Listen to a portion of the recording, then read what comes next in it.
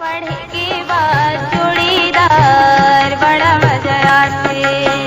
घर बैठे दुनिया के दर्शन, घर बैठे दुनिया के दर्शन, एक किताब कराते हो जोड़ीदार बड़ा मजा आते। पढ़ के बाद जोड़ीदार बड़ा मजा आते। पढ़ के बाद जोड़ीदार बड़ा मजा आते।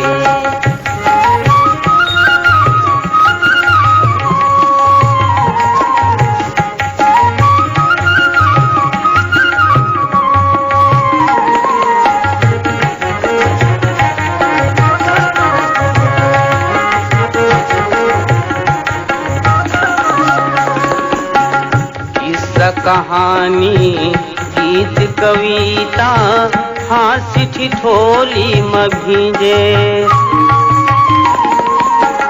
व्यंग बालिया भामारी बे करुणमया मासीचे।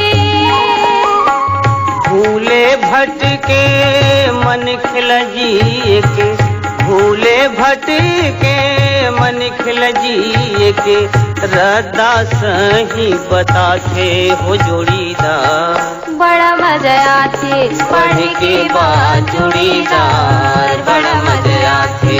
पढ़ के बाद जोड़ीदार बड़ा